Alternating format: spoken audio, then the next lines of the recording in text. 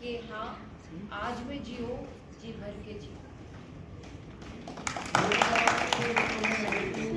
Lead का role play करेंगे female lead, उनसे कि मतलब आजकल के हर सीरियल में कॉमेडी स्टोरी हो गई है कहीं ना कहीं, मतलब एक लड़का होता है उसका एक लड़की से प्यार होता है, साथ में एक एक्स्ट्रा मैरिटल होता है, कहीं ना कहीं दिखाया जाता है या एक अलग सी लड़की उसकी जिंदगी में आने की कोशिश कर रही है। तो इसमें आप अपने कैरेक्टर को किस तरीके से अलग दिखाने वाली है? अनीशा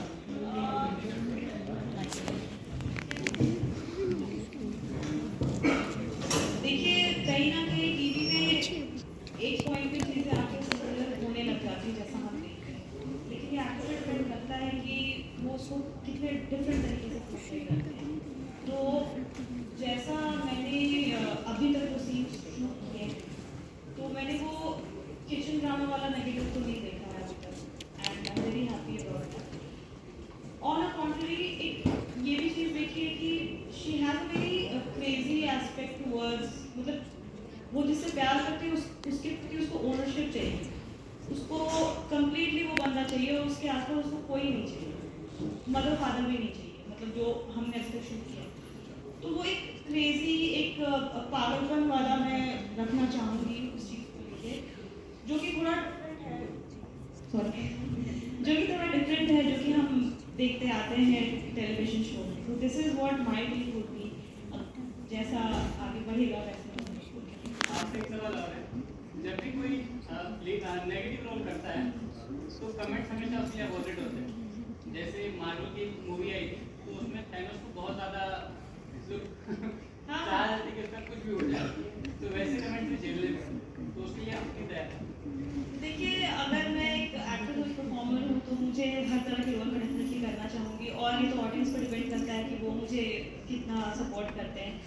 बट हाँ, चीज़ें अभी बहुत बदल गई हैं। अगर ये शायद आप मुझसे 10 साल पहले या उसके भी पहले पूछते तो शायद मुझे इस बात का डर होता, लेकिन अभी ऑडियंसेस इतनी ज़्यादा स्मार्ट हो गई है कि वो परफॉर्मर कैसा है एंड कंटेंट कैसा है, कैसी चीज़ें निकल के आ रही है, उस चीज़ पे वो ज़्यादा ध्यान देते हैं rather than देख रही है क्या।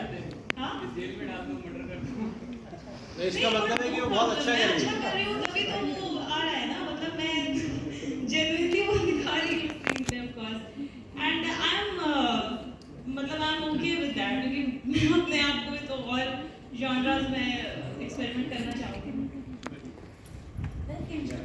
पहले एपिसोड में हमने क्रिपिंग स्टोरी देखी गलती की थी, उसमें जो एक मीम थी आप लोगों के कैरेक्टर से रिलेटेड लव एंड म्यूजिक को जानना चाहूँगी।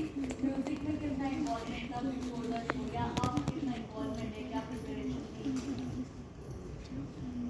थैंक गॉड मैं सिंगर हूँ, आपने मेरा सिंगिंग अभी देख लिया, तो आई am okay with the guitar. College के डेज में I should learn playing guitar, but practice नहीं कर पाया। लॉकडाउन एक वक्त मिला था गिटार प्रैक्टिस करता, और शो की वजह से फिर गिटार बाहर नहीं है।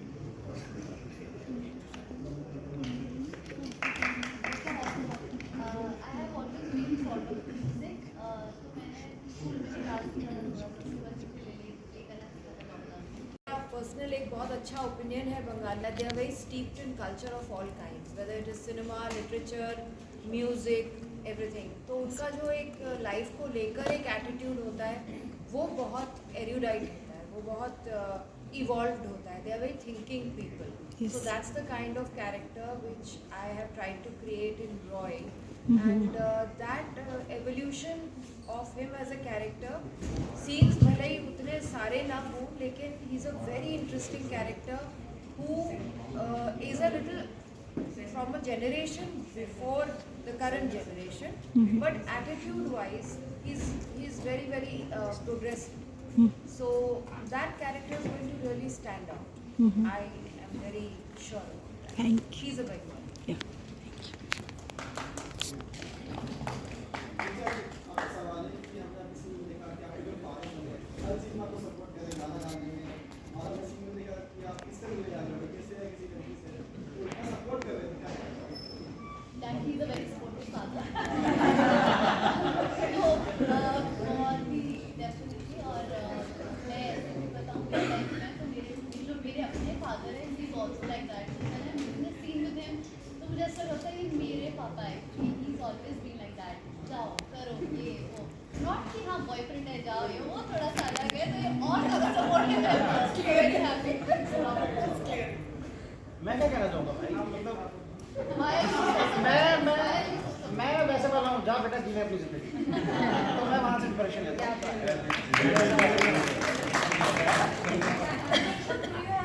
सपोर्ट सिस्टम कोई है बैक पे? कहाँ रियल लाइफ में या रियल लाइफ में जो सपोर्ट करे? of course my parents, since my childhood, my family, my parents have always supported me a lot.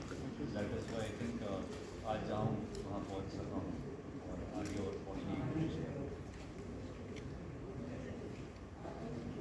And I also think that as a creator of the show, I feel that it's a very important message कि we should also trust our children.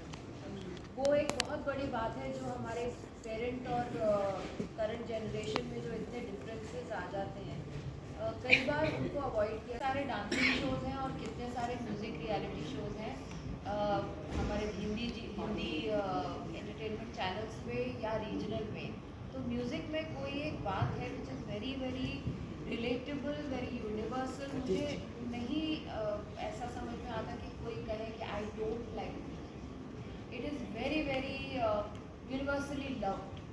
बहुत ही कम कोई होगा जो कहता है मुझे music नहीं पसंद।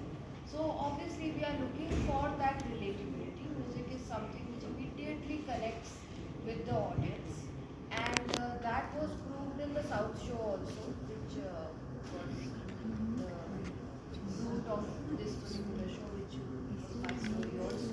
तो वहाँ बहुत अच्छी तरह से उन्होंने और काफ़ी कम बजट्स में लोगों को गवाया था और म्यूज़िक ओरिजिनल भी बनाया था। तो all those things we are attempting to do because that's not something that many shows are doing. Casting के लिए मैडम क्या आपने पर्टिकुलरली ऐसे कास्ट को चॉइस किया था जो एक्टिंग में अच्छे गाने गा सकते हैं, क्योंकि हम लाइव में डेफिनेटली उनका म्यूज़िक से एक अच्छा रिलेशनशिप रहा, they are fond of it. और I think more than that it is the passion for the craft, क्योंकि फिर वो एक बार रोल में घुस जाते हैं तो like she describe all of them are making an attempt to be able to perform their role very well. तो वो पैशन जब आपको एक आर्टिस्ट में दिखाई देता है तो दैट बिकम्स द क्लिंचर कि इनको लिया जाए।